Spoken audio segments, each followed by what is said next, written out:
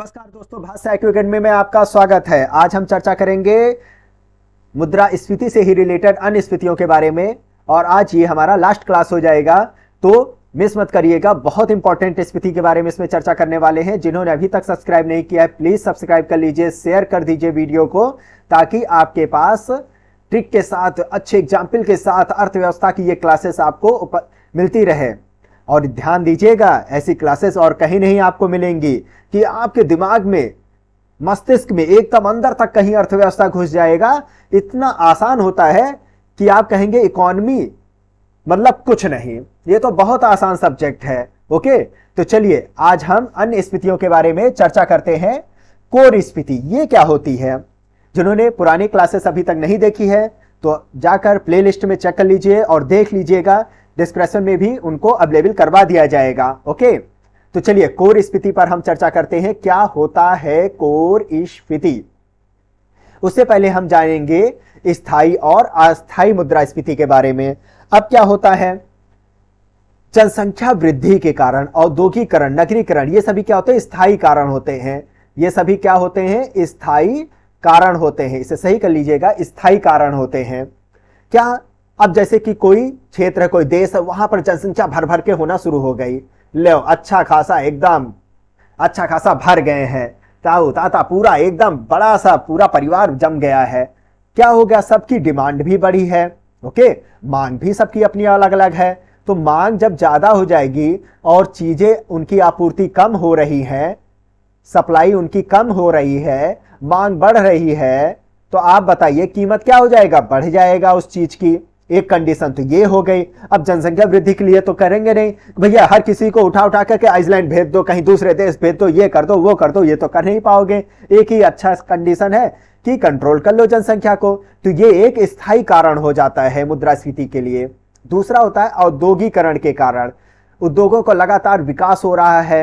Okay, नए नए चीजें बन आ रही है, इनोवेशन हो रहा है हर, और इन औद्योगिकरण की वजह से लोगों का स्तर भी बढ़ता हुआ चला जा रहा है, लोगों की जरूरतें भी बढ़ रही हैं, लोगों को रोजगार भी मिलता हुआ जा रहा है। तो क्या होता है, जब जेब भरी रहती है तो लोगों को चीजें खरीदने की एक अलग ही जरूरत मची रहती है। ओके, तो उसमें क्या होता है कि मांग इसमें भी बढ़ी रहती है, सप्लाई अपने आप कम ही रहती है, तो कीमत अपने आप इसमें बढ़ी रहती है।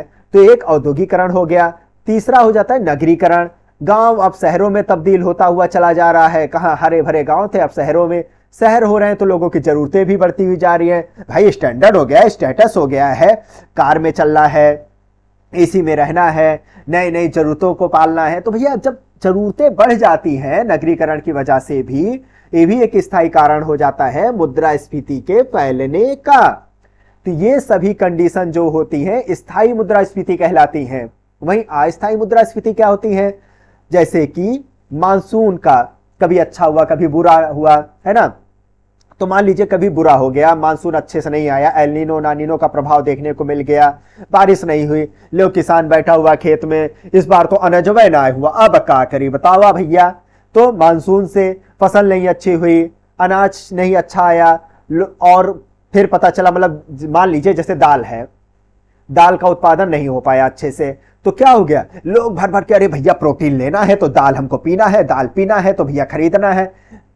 100 लोग बैठे हैं दाल के लाइन में कि भैया दाल मिल जाए, और दाल का दाना बचा है 1, अब लोग खरीदने वाले 100, तो उसकी दाम बढ़ेगी, तो जाहिर से बात है मुद्रास्फीति आएगी।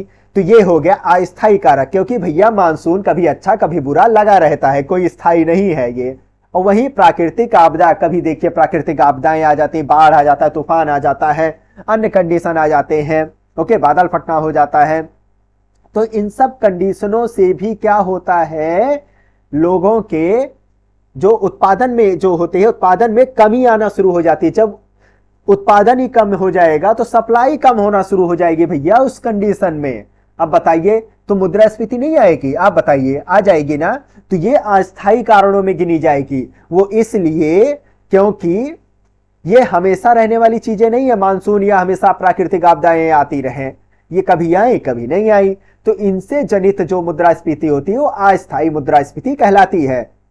अब रिजर्व बैंक गैर खाद्य यानी कि जो बिना जैसे खाया ना जा सके, गैर खाद्य विनिर्मित वस्तुओं से संबंधित स्फीति को ही क्या कहता है, कोर स्फीति के रूप में उसको ये परिभाषित करता है रिजर्व बैंक का ऐसा कहना है। गैर खाद्य विनिर्मित वस्तुओं से संबंधित स्फीति को, याद रखिएगा इस पॉइंट को, गैर खाद्य को। कोर स्फीति में खाद्य एवं ईंधन की कीमतों में जो भी उतार चढ़ाव आता है उससे इसका कुछ भी लेना देना नहीं होता है। इस पॉइंट को आप याद रखिएगा। ओके, अब इसका एक अपोजिट आपको देखने को मिलेगा, हेडलाइन। और ये दद्दा हेडलाइन भी होता है मुद्रास्फीति। हाँ भैया, काहे नहीं होता है। थोक मूल्य सूचकांक के आधार पर समग्र मुद्रास्फीति के, अब मुद्रास्फीति जिन्होंने भी नहीं पढ़ा है पढ़ लीजिएगा, फर्स्ट क्लास ही थी इसकी। मासिक, याद रखिएगा, मासिक आधार लिखा है, ना साप्ताहिक ना सामान्य। मासिक आधार पर जारी किए जाने वाले जो आंकड़े होते हैं, हर महीने समग्र मुद्रास्फीति का आंकड़ा जारी करवाया जाता है। किस आधार पर? WPI के आधार पर, होलसेल प्राइस इंडेक्स, थोक मूल्य सूचकांक के। आगे चलकर हम इस पर चर्चा करेंगे। इसके आधार पर चर्चा जब की जाती है, आंकड़े निकाले जाते हैं, तो उसे हेडलाइन मुद्रास्फीति कहा जाता है। उसमें किन चीजों को शामिल किया जाता है? खाद्य पदार्थों। अब देखिए, कोर वाले में नहीं करते थे, इसमें करेंगे। ईंधन वाले को उसमें नहीं करते थे, इसमें कर रहे हैं, सहित सभी वस्तुओं को इसमें शामिल कर लिया जाता है। याद रखिएगा इस पॉइंट को, बस यही अंतर हो जाता है कोर और हेडलाइन मुद्रास्फीति में। नेक्स्ट है आयातित मुद्रास्फीति। नाम से ही समझ लीजिए, किसी देश से किसी चीज को आयात करना, यानी कि इंपोर्ट करना। अब विदेश से आयात की जाने वाली कोई भी कच्चा चीज है, कोई भी कच्चा, मतलब कि मान लीजिए कोयला ही है, हम उसको आयात कर रहे हैं, उसकी कीमत बढ़ गई है तो क्या होगा? या पेट्रोल, उसका कीमत बढ़ गया है किसी देश में, तो और उसको हम इराक से मान लीजिए आयात कर रहे हैं, कीमत बढ़ी है, तो जाहिर सी बात है हमारे देश में भी उसका असर देखने को मिल रहा होगा, है ना। तो मुद्रास्फीति उससे भी फैल जाती है। इसे आयातित मुद्रास्फीति कहा जाता है। भाई, जब कीमत ही बढ़ जाएगी तो सरकार भी कम लेगी कि भैया बहुत ज्यादा देना पड़ रहा है, विदेशी मुद्रा खर्च हो जा रहा है, इतना ज्यादा लोगों को जरूरतें भी रहती हैं, भाई गाड़ी से चलना है तो भैया पेट्रोल लेना ही है, तो मांग भी ज्यादा है उसकी। तो क्या होता है, सप्लाई अब कम करे हुए हैं तो पेट्रोल का दाम भी बढ़ा रहता है अच्छा खासा, और मांग उसकी बहुत ही ज्यादा है। ओके, लेकिन सप्लाई उतनी अच्छी नहीं हो पा रही है। मांग ज्यादा है, सप्लाई उसकी उतनी अच्छी नहीं है, क्योंकि उसकी कीमतों में ही ऑलरेडी वृद्धि कर दी गई है। तो इसे आयातित मुद्रास्फीति कहा जाता है। पेट्रोलियम पदार्थों की कीमतों में जो भी आप मुद्रास्फीति देखते हैं भारत में, वो कुछ इसी कारणों से ही होता है भाई लोगों। अब छिपी हुई मुद्रास्फीति क्या होती है? ये क्या होता है? अब आप कुरकुरे मुरकुरे चिप्स पापड़ तो बहुत ही खाते होंगे। चले भैया, आज इस फला कंपनी का हम चिप्स पापड़ खरीद के लाते हैं। फला कंपनी भी सोच के बैठा है, पहले तो हम अच्छी अच्छी चीजें उतारेंगे, खूब चमकदार वो पन्नी भर भर के सामान, जैसे फिर क्या होता है उसमें, जैसे भी हम सुई या उसको फाड़े, फुस से हवा बाहर निकल गई, सामान निकला इतना, और पैकेट है पूरा फूला हुआ।